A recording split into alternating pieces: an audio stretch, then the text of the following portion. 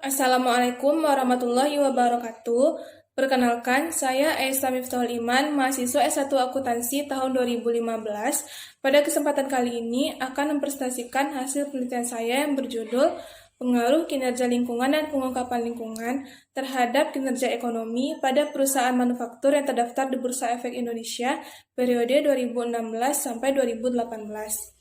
Sebelumnya, saya ingin mengucapkan terima kasih kepada Ibu Nini Sofrieni selaku dosen pembimbing saya yang telah memberikan arahan dan masukan serta membantu saya dalam menyelesaikan penelitian ini. Dan saya juga ingin berterima kasih kepada dosen penelaah saya yang nantinya akan memberikan kritik dan saran terhadap hasil penelitian ini. Dan selanjutnya, saya berterima kasih kepada teman-teman audiens yang telah menyaksikan video saya pada kali ini. Baiklah, saya akan membacakan topik pembahasan penelitian ini yang terdiri dari bab 1 pendahuluan, bab 2 tinjauan pustaka, bab 3 metodologi penelitian, bab 4 hasil dan pembahasan, bab 5 penutup. Baiklah, lanjut kepada bab 1 pendahuluan. Yang pertama adalah latar belakang. Latar belakang penelitian ini adalah seperti yang kita tahu bahwa perusahaan akan melakukan kegiatan usaha yang berhubungan dengan peningkatan kinerja ekonomi yang berperan penting dalam perhitungan profit perusahaan. Namun, di era yang semakin berkembang saat ini, mulai dari pemerintah, para pemegang saham perusahaan, dan masyarakat sudah mulai sadar akan pentingnya kelestarian lingkungan. Nah, perubahan pemikiran ini menyebabkan perusahaan tidak hanya berorientasi kepada laba, tetapi juga kepada tanggung jawab sosial dan lingkungan. Konsep akuntansi lingkungan sebenarnya sudah berkembang sejak tahun 1970-an di Eropa, akibat adanya tekanan-tekanan dari lembaga pemerintah, serta meningkatnya kesadaran lingkungan di kalangan masyarakat yang mendesak agar perusahaan menerapkan pengelolaan lingkungan, bukan hanya kegiatan industri demi bisnis saja. Komite Akuntansi Internasional telah mengembangkan konsep tentang prinsip-prinsip akuntansi lingkungan, yang di dalamnya terkandung pengembangan akuntansi lingkungan dan audit hak asasi manusia. Seiring berjalannya waktu, kesadaran perusahaan terhadap lingkungan semakin meningkat. Banyak perusahaan industri dan jasa mulai mengembangkan proses akuntansi lingkungan. Secara umum, keutamaan penggunaan konsep akuntansi lingkungan bagi perusahaan adalah kemampuan untuk meminimalisasi persoalan lingkungan yang dihadapi oleh perusahaan. Kinerja lingkungan adalah aktivitas perusahaan yang berhubungan dengan sumber daya alam, di mana perusahaan ikut andil dalam melestarikan lingkungan. Kinerja lingkungan yang baik ditandai dengan adanya kontribusi perusahaan dalam memelihara dan mengelola sumber daya alam yang digunakannya. Sedangkan kinerja lingkungan yang buruk ditandai dengan tidak adanya kontribusi perusahaan dalam memelihara dan mengelola sumber daya alam.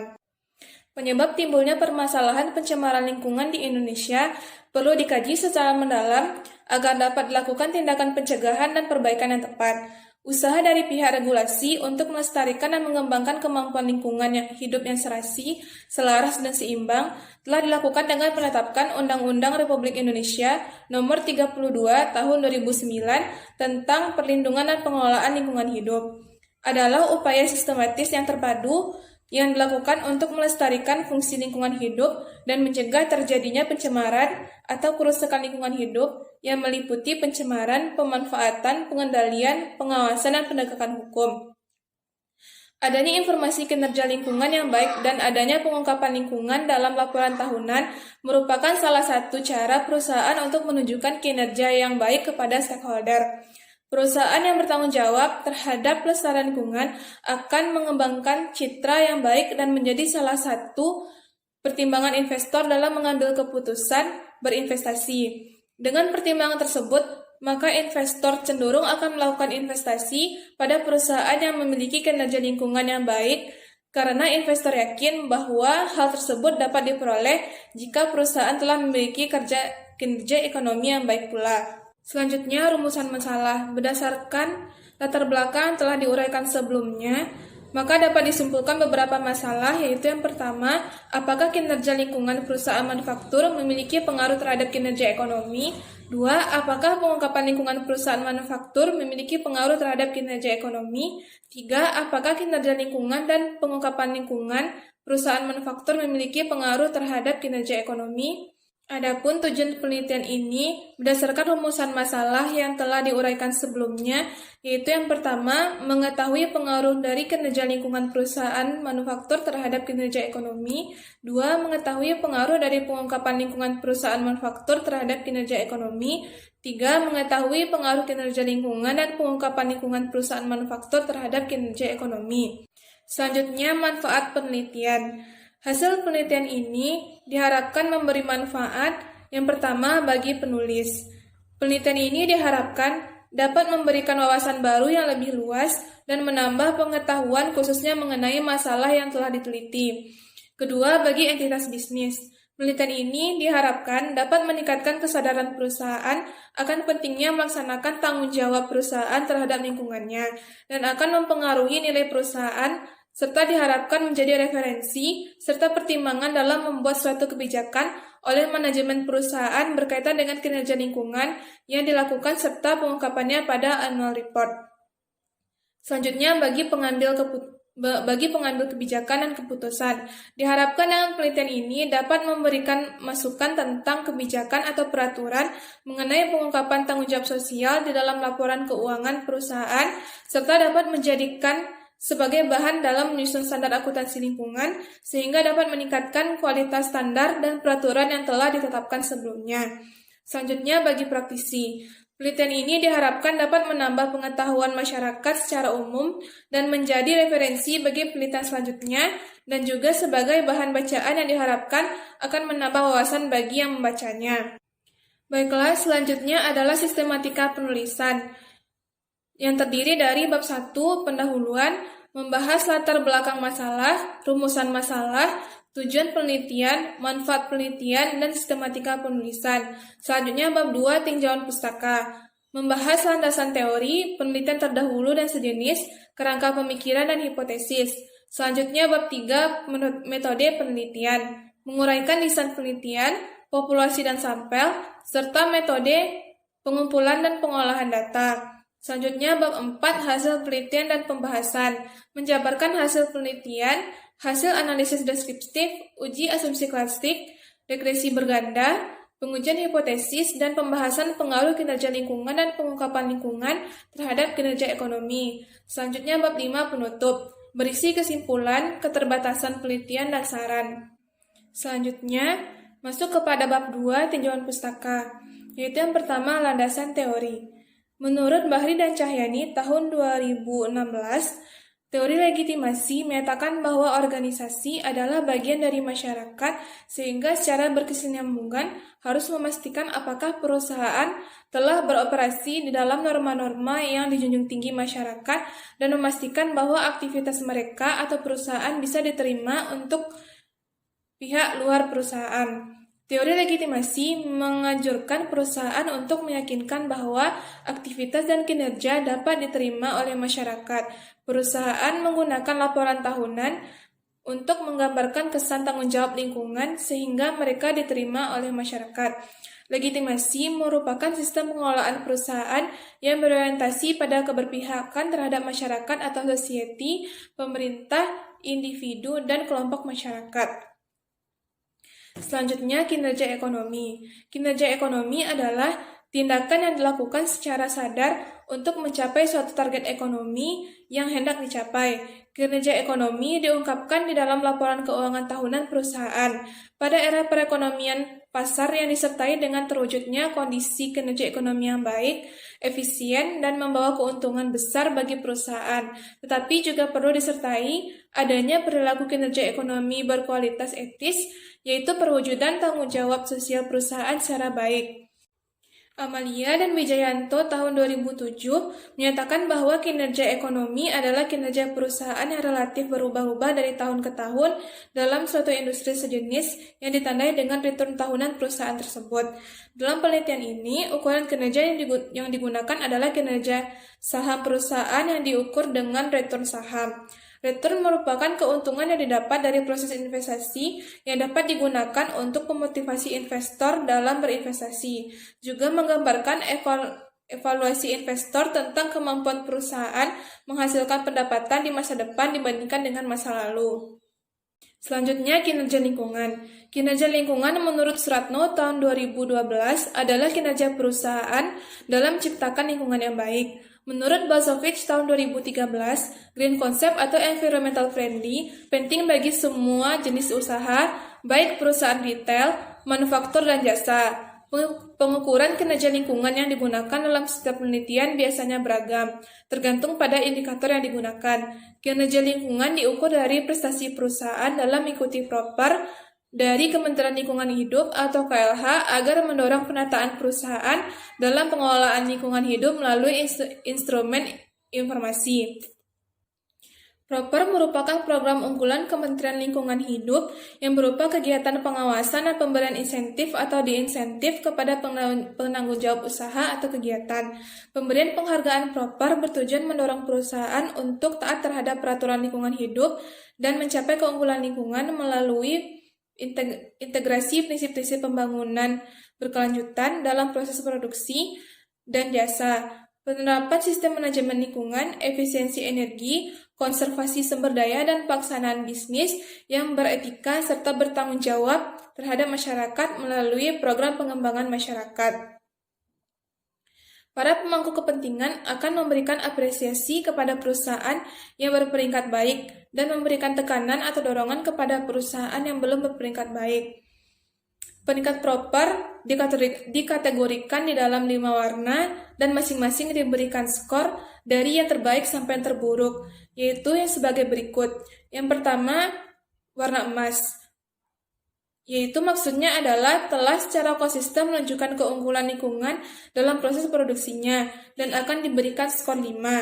Selanjutnya warna hijau, telah melakukan pengelolaan lingkungan yang lebih dari yang disyaratkan dalam peraturan dan akan memperoleh skor 4. Selanjutnya warna biru, telah melakukan upaya pengelolaan lingkungan yang dipersyaratkan sesuai dengan ketentuan dan akan diberikan skor 3. Selanjutnya warna merah, upaya pengelolaan lingkungan hidup yang tidak sesuai dengan ketentuan yang disyaratkan dan akan diberikan skor 2. Selanjutnya yang terburuk adalah warna hitam, diberikan kepada penanggung jawab usaha atau kegiatan yang sengaja melakukan perbuatan atau kelalaian yang menyebabkan pencemaran atau kerusakan lingkungan dan akan diberikan skor 1. Jadi, semakin banyak perusahaan berperan di dalam lingkungan, akan semakin banyak pula yang harus diungkapkan oleh perusahaan melalui kinerja lingkungan yang dilakukan dalam laporan tahunannya. Hal ini akan mencerminkan transparansi dari perusahaan tersebut, bahwa perusahaan juga berkepentingan dan bertanggung jawab terhadap apa yang telah dikerjakannya, sehingga masyarakat juga akan tahu berapa besar andil perusahaan terhadap lingkungannya. Selanjutnya adalah pengungkapan lingkungan. Pengungkapan lingkungan adalah pengungkapan di dalam laporan tahunan perusahaan yang berisi informasi tentang kinerja lingkungan yang juga termasuk bentuk tanggung jawab perusahaan terhadap stakeholder yang berkenaan dengan masalah lingkungan itu sendiri. Pengungkapan secara umum terbagi 2, yaitu voluntary disclosure dan mandatory disclosure. Voluntary disclosure adalah pengungkapan berbagai informasi yang berkaitan dengan aktivitas atau keadaan perusahaan secara sukarela. Laporan yang berkaitan dengan informasi yang bersifat non-keuangan seperti ISO yang bersifat voluntary.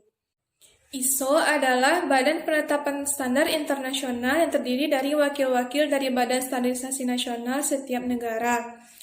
ISO yang digunakan di dalam manajemen lingkungan adalah ISO 14001 yang merupakan sistem manajemen lingkungan yang mengendalikan seluruh aspek dampak lingkungan dengan mengacu pada batas baku mutu yang telah ditetapkan.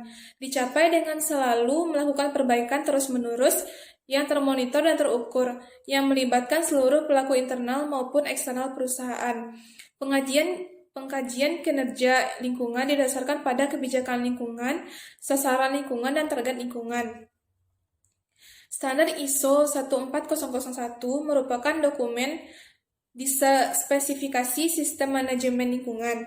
Standar ini memuat unsur-unsur yang harus dipenuhi oleh perusahaan yang ingin memperoleh sertifikasi atas pelaksanaan standar ISO 14001. Unsur-unsur yang terinci dalam ISO 14001 harus diterapkan, didokumentasikan, dan dilaksanakan sehingga lembaga sertifikasi sistem manajemen lingkungan selaku pihak ketiga dapat memberikan sertifikasi sistem manajemen lingkungan kepada perusahaan berdasarkan bukti yang dapat dipertanggungjawabkan bahwa perusahaan tersebut telah melakukan sistem manajemen lingkungan dengan baik. Unsur sistem manajemen lingkungan adalah kebijakan lingkungan, perencanaan, penerapan dan operasi, pemeriksaan dan tindakan koreksi, tinjauan manajemen, dan perbaikan berkelanjutan. Baiklah, pembahasan pada bab 2 selanjutnya adalah penelitian terdahulu. Telah banyak penelitian terdahulu tentang pengaruh kinerja lingkungan dan pengungkapan lingkungan terhadap kinerja ekonomi pada perusahaan yang telah diteliti oleh peneliti terdahulu.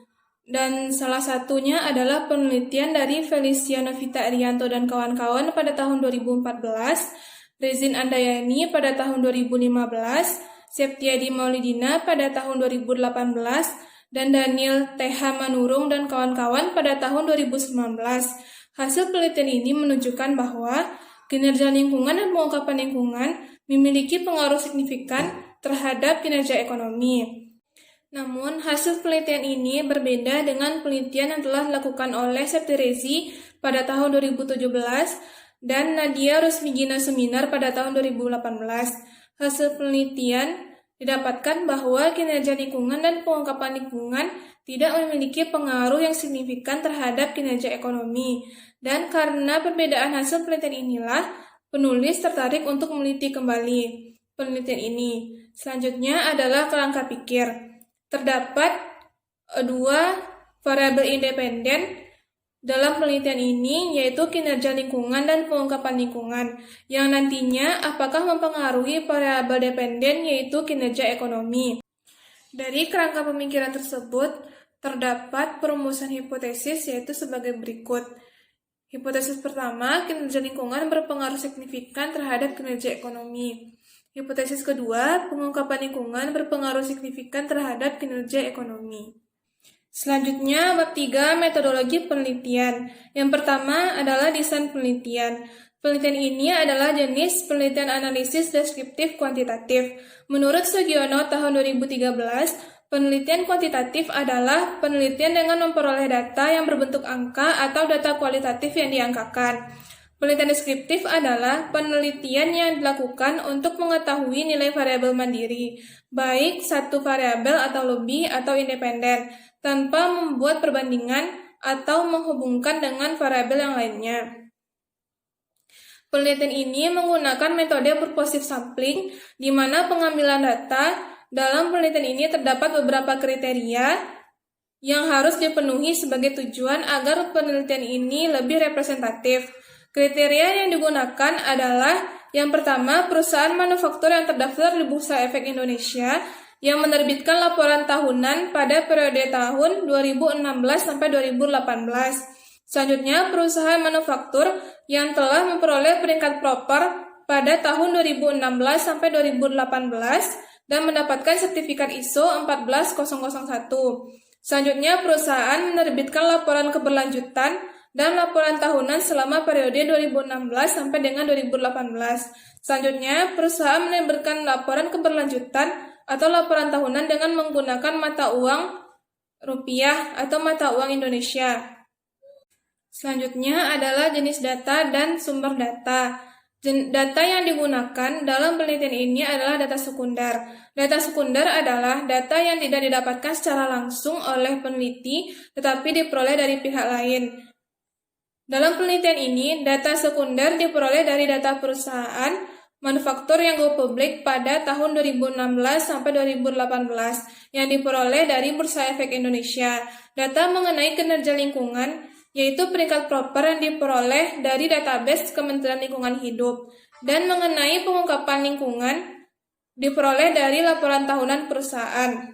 Sedangkan data mengenai harga saham dan pembagian dividen diperoleh dari situs Bursa Efek Indonesia yang kemudian diolah sesuai dengan kebutuhan penelitian. Selanjutnya adalah populasi penelitian. Pada penelitian ini, populasi penelitian adalah perusahaan manufaktur yang tercatat di Bursa Efek Indonesia pada tahun 2016 sampai 2018. Dan sampel dan teknik pengambilan sampel, yaitu tadi sudah dijelaskan bahwa digunakan metode purposive sampling dengan menggunakan beberapa kriteria. Dan setelah dikurangkan dengan kriteria tersebut, maka didapat sampel sebanyak 30 sampel. Selanjutnya adalah metode pengumpulan data. Data diperoleh dari data perusahaan yang go public pada tahun 2016 sampai dengan 2018. Selanjutnya adalah metode analisa data. Yang pertama, metode analisis deskriptif. Menurut Ghazali tahun 2013, statistik deskriptif adalah statistik yang digunakan untuk menganalisa data dengan cara mendeskripsikan atau menggambarkan data yang telah terkumpul. Informasi yang dapat diperoleh dari statistik deskriptif yaitu antara lain nilai rata-rata atau mean, standar deviasi, maksimum, minimum, dan jumlah data. Hal ini perlu dilakukan untuk melihat gambaran keseluruhan dari sampel yang berhasil dikumpulkan dan memenuhi syarat untuk dijadikan sampel penelitian. Kemudian uji asumsi klasik, diantaranya yang pertama adalah uji normalitas.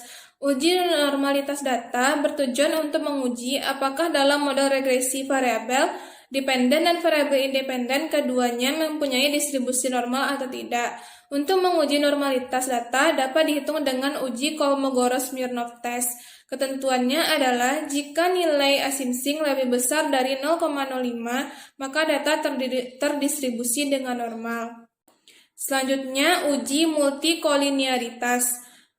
Uji multikolinearitas bertujuan untuk menguji apakah data model regresi ditemukan adanya kolerasi antara variabel bebas atau independen.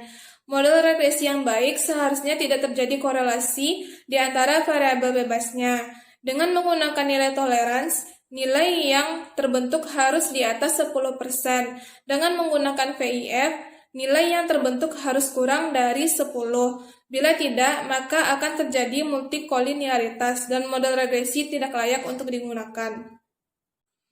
Selanjutnya adalah uji autokorelasi. Uji autokorelasi adalah suatu uji yang bertujuan untuk mengetahui apakah data periode sebelumnya mempengaruhi data yang ada pada periode sekarang. Untuk mengetahui apakah data yang digunakan dalam model regresi terdapat autokorelasi atau tidak, dapat diketahui melalui uji Durbin-Watson. Selanjutnya, uji heteroskedastisitas. Uji heteroskedastisitas bertujuan untuk menguji apakah dalam model regresi terjadi perbedaan varies dari residual suatu pengamatan ke pengamatan yang lainnya. Gejala heteroskedastisitas dapat diuji dengan melihat ada tidaknya pola tertentu pada grafik scatter plot. Selanjutnya, pengujian hipotesis. Yang pertama, uji determinasi. Koefisien determinasi bertujuan untuk mengetahui seberapa besar kemampuan variabel independen menjelaskan variabel dependen. Nilai koefisien determinasi adalah antara 0 dan 1. Apabila angka koefisien determinasi semakin mendekati 1, maka pengaruh variabel independen terhadap variabel dependen adalah semakin kuat, yang berarti variabel-variabel independen memberikan hampir semua informasi yang dibutuhkan untuk memprediksi variasi variabel dependen. Sedangkan nilai koefisien determinasi yang mendekati 0 berarti kemampuan variabel-variabel independen dalam menjelaskan variasi variabel dependen adalah terbatas. Kemudian uji nilai T. Uji T pada dasarnya menunjukkan seberapa jauh pengaruh suatu variabel independen secara individual dalam menerangkan variasi variabel dependen. Kemudian ada uji nilai F. Uji F menunjukkan apakah semua variabel dependen yang dimasukkan dalam model mempunyai pengaruh secara bersama-sama terhadap variabel dependen. Selanjutnya, masuk kepada bab 4, hasil dan pembahasan. Gambaran umum objek penelitian. Penelitian dilakukan pada perusahaan manufaktur yang terdaftar di Bursa Efek Indonesia periode tahun 2016 sampai 2018. Sampel penelitian menjadi peserta proper dari tahun 2016 sampai 2018 yang menerbitkan laporan tahunan dan laporan keberlanjutan pada situs resmi perusahaan.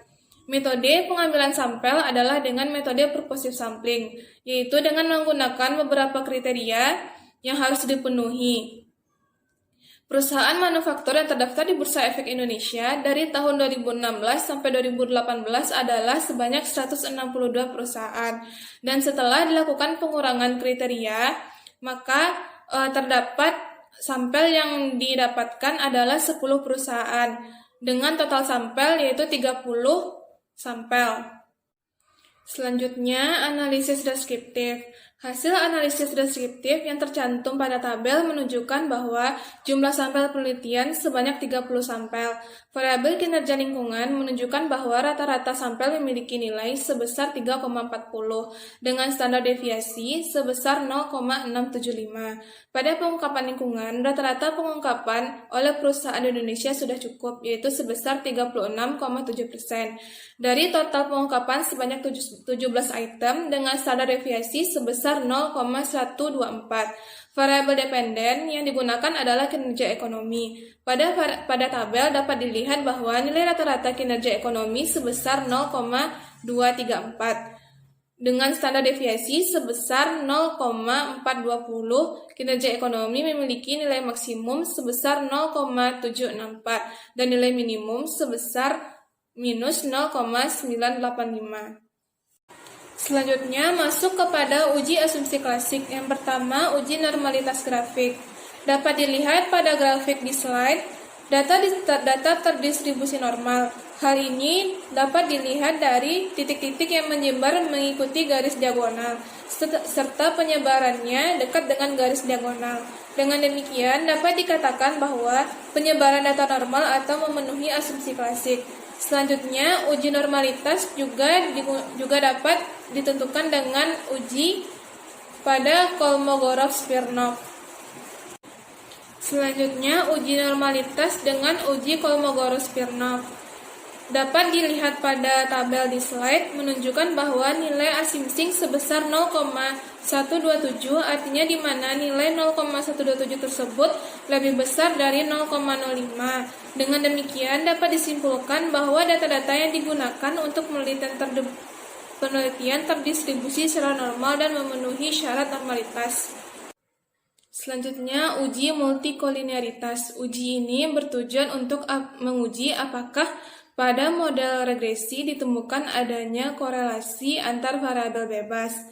Dapat kita lihat pada tabel bahwa variabel independen secara keseluruhan memiliki nilai kecil dari 0,10 dan nilai VIF kecil dari 10, sehingga dapat disimpulkan pada model regresi tidak terdapat multikolinearitas. Selanjutnya, uji autokorelasi. Dapat kita lihat pada tabel bahwa nilai Darwin-Watson sebesar 1,016. Hal ini dapat disimpulkan bahwa tidak terdapat autokorelasi.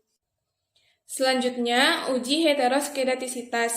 Uji ini bertujuan untuk menguji apakah model regresi terjadi perbedaan varians dari residual satu pengamatan ke pengamatan yang lain. Dapat kita lihat pada grafik scatter plot, pola titik-titik yang menyebar di atas dan di bawah angka 0 pada sumbu Y, maka dapat disimpulkan bahwa tidak terjadi heteroskedastisitas. Selanjutnya, analisis regresi linear berganda. Analisis regresi linear berganda dimaksudkan untuk menguji sejauh mana dan arah pengaruh variabel independen terhadap variabel dependen. Variabel independen dalam penelitian ini adalah kinerja lingkungan dan pengungkapan lingkungan, sedangkan variabel dependen adalah kinerja ekonomi. Pada tabel ini terlihat berdasarkan perhitungan yang dilakukan dengan menggunakan SPSS, maka didapatkan persamaan regresi linear berganda, yaitu sebagai berikut.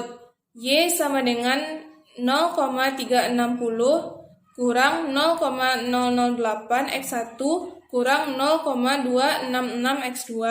Berdasarkan hasil analisis regresi tersebut, Dapat dianalisis pengaruh masing-masing variabel independen terhadap kinerja ekonomi, yaitu yang pertama, nilai konstanta atau A sebesar 0,360, menyatakan bahwa akan terjadi perubahan sebesar 0,360 pada kinerja ekonomi jika diasumsikan setiap variabel lain tetap. Selanjutnya,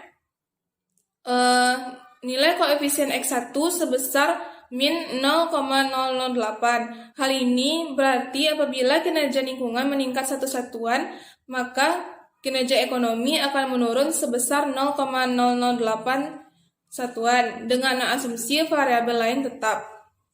Selanjutnya, nilai koefisien X2 sebesar min 0,266 yang berarti apabila pengungkapan lingkungan meningkat satu satuan, maka kinerja ekonomi akan menurun sebesar 0,266 dengan asumsi variabel independen lain tetap.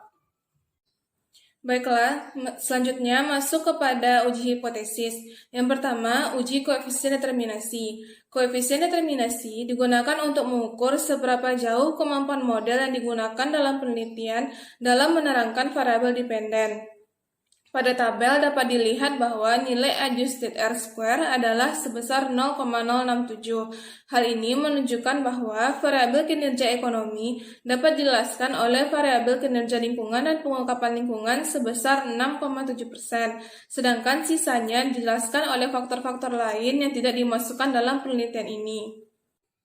Selanjutnya, uji signifikansi parameter individual atau uji statistik T. Uji ini digunakan untuk menguji apakah variabel-variabel independen secara parsial berpengaruh nyata atau tidak terhadap variabel dependen. Derajat signifikansi yang digunakan adalah 0,05. Hasil uji statistik T dapat diinterpretasikan sebagai berikut. Yang pertama, kinerja lingkungan terhadap kinerja ekonomi. Terlihat pada kolom koefisien model terdapat nilai signifikan 0,947. Nilai signifikan ini lebih besar dari 0,05. Variabel kinerja lingkungan mempunyai T hitung yakni minus 0,068 dengan T tabel 2,024. Hal ini dapat disimpulkan kinerja lingkungan tidak memiliki pengaruh yang signifikan terhadap kinerja ekonomi. Yang kedua, pengungkapan lingkungan terhadap kinerja ekonomi. Terlihat pada kolom koefisien model nilai signifikan yaitu 0,685. Nilai signifikan ini lebih besar dari 0,05. Variabel pengungkapan lingkungan mempunyai T hitung sebesar minus 0,410 dengan T tabel 2,024. Jadi dapat disimpulkan bahwa pengungkapan lingkungan tidak memiliki pengaruh signifikan terhadap kinerja ekonomi. Selanjutnya, hasil uji signifikansi simultan atau uji F. Dari tabel diperoleh F hitungnya sebesar 1,086, di mana nilai F tabel dari penelitian ini adalah sebesar 4,195. Dengan membandingkan F hitung dengan F tabel, maka diperoleh perbandingan di mana F hitung lebih kecil dari F tabel. Maka dapat ditarik kesimpulan bahwa kinerja lingkungan dan pengungkapan lingkungan secara simultan tidak berpengaruh terhadap variabel kinerja ekonomi. Maka berdasarkan penelitian yang sudah dilakukan menunjukkan bahwa variabel kinerja lingkungan tidak berpengaruh signifikan terhadap kinerja ekonomi. Hal ini dibuktikan dengan uji T nilai signifikansi sebesar 0,947 yang lebih besar dari tingkat signifikansi yaitu 0,05. Variabel X1 mempunyai T hitung yaitu min 0,068 dengan T tabel 2,042.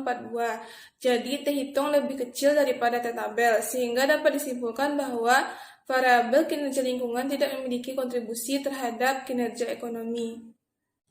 Variabel kinerja lingkungan pada perusahaan manufaktur ternyata bukanlah salah satu faktor yang menentukan fluktuasi harga saham dan besarnya dividen yang dibagikan dalam suatu periode. Pada penelitian ini, kemungkinan masih banyak para pelaku pasar modal yang tidak memperhatikan informasi peningkatan kinerja lingkungan atau PROPER yang dikeluarkan oleh Kementerian Lingkungan Hidup mengenai kinerja lingkungan perusahaan, sehingga para pelaku pasar masih belum menunjukkan respon terhadap segala informasi tersebut dalam pengambilan keputusan investasi mereka.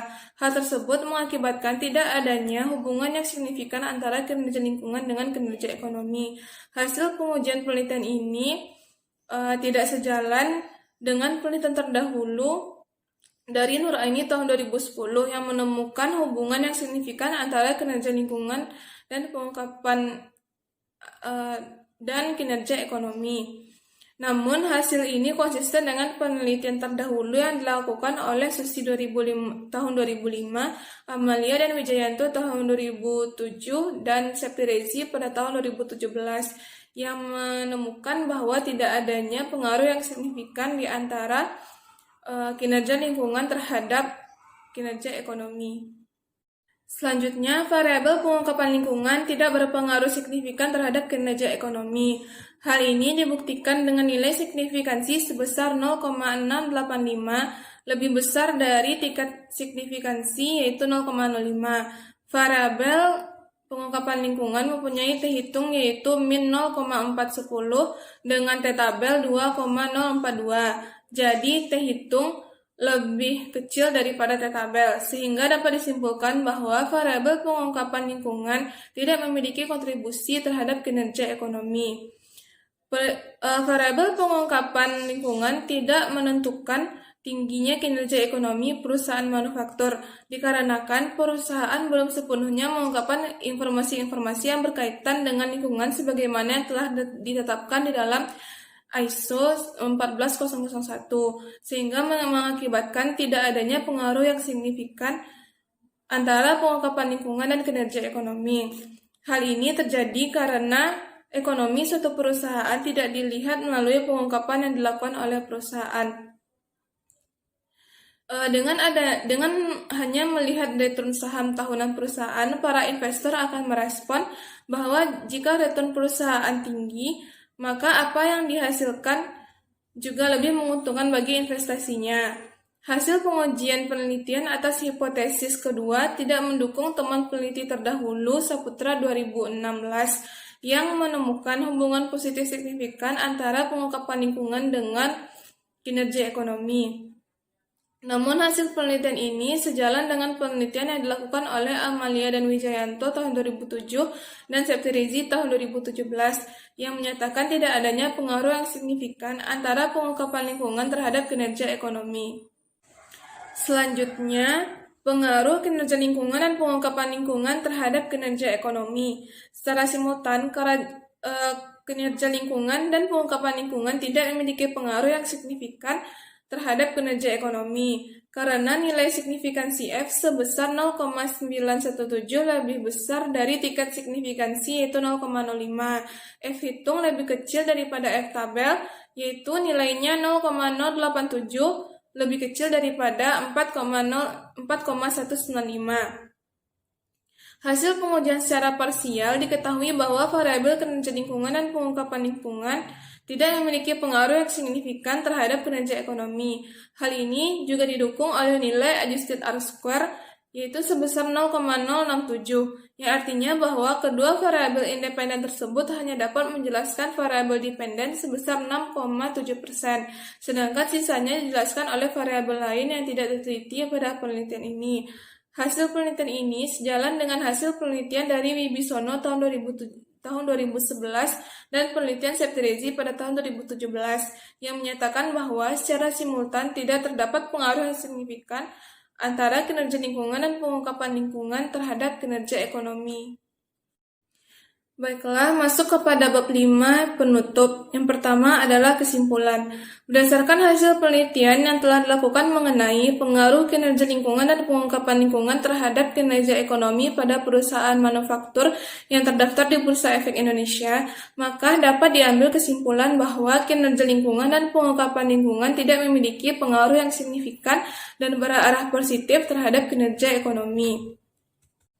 Selanjutnya, keterbatasan penelitian. Terdapat beberapa keterbatasan dalam penelitian ini. Yaitu yang pertama, adanya unsur subjektivitas dalam mengukur indeks pengukuran lingkungan berdasarkan ISO 14001, sehingga penentuan indeks untuk indikator yang sama bisa saja berbeda antar setiap peneliti maupun pihak perusahaan. Yang kedua, kurangnya sampel yang diteliti dalam penelitian ini setelah dikurangi dengan kriteria sampel. Selanjutnya saran. Berdasarkan hasil penelitian ini, penulis menyarankan beberapa hal sebagai berikut. Yang pertama, untuk penelitian selanjutnya diharapkan dapat meneliti perusahaan sektor yang berbeda di Bursa Efek Indonesia, sehingga diperoleh hasil yang lebih beragam. Dan bagi penelitian selanjutnya, juga diharapkan menambah variabel penelitian seperti ukuran perusahaan dan kategori investasi, apakah merupakan penanam modal asing atau penanam modal dalam negeri. Baiklah, sekian dari presentasi hasil penelitian saya. Jika terdapat banyak kekurangan, saya mohon dimaafkan. Terima kasih atas segala perhatiannya. Assalamualaikum warahmatullahi wabarakatuh.